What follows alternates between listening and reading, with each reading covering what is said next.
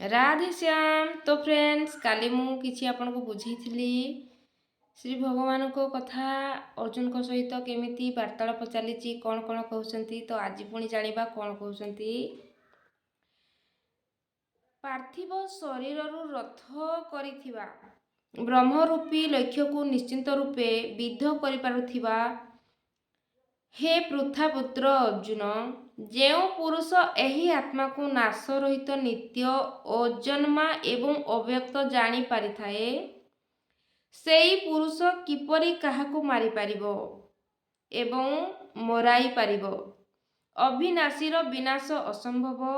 अजन्मा केबे मध्य जन्म निये नाही।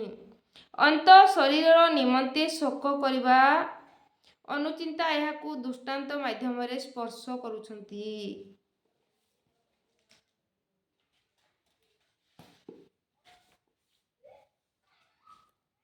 अर्थात जेपरी मनुष्य जीर्ण शीर्ण पुरुणा वस्त्र को त्याग करी नुआ वस्त्र परिधान करिथाए, ठीक सेहीपरि एही जीवात्मा पुरुणा शरीर त्याग करी नूतन शरीर धारण करिथाए। जीर्ण हेबा परे ही नूतन शरीर धारण करिबाकू पड़िथाए। तेबे शुणी शिशु माने काहींकी मरी जाइथांती। एई वस्त्र तो आहुरी विकसित हेबा उचित। वस्तुत एही शरीर संस्कार उपरे आधारित अटे। जेबे संस्कार जीर्ण होई जाए तेबे शरीर त्याग करी चली जाइथाए। जदि संस्कार 2 दिन रे अटे तेबे परिवर्तन दिन रे ही शरीर जीर्ण होई जाए। एहा परे मनुष्य गोटिए श्वास मध्य अधिक बंची पारे नाही। संस्कार ही शरीर अटे। आत्मा संस्कार मानक अनुरूप नूतन शरीर धारण करिथाए।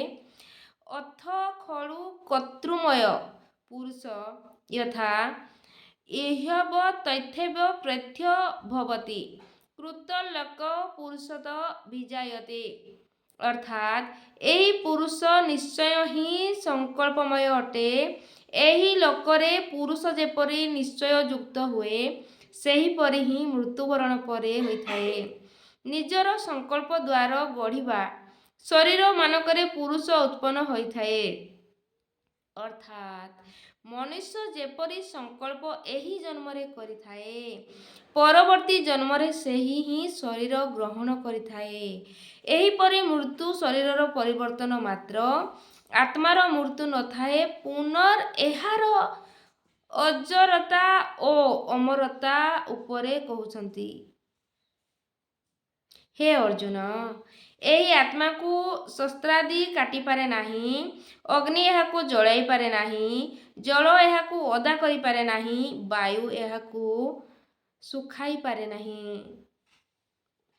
तो भगवान अर्जुन को भल भावरे बुझौछंती जे आत्मा विषय रे केमिति से आत्मा केबे मरी न थाए। से सबु दिने अजर अमर। आम शरीर ही मरी थाए ओ ना आमको अग्नि जड़े पारे, ना पवन सुखई पारे, ना पानी ओदा करि पारे।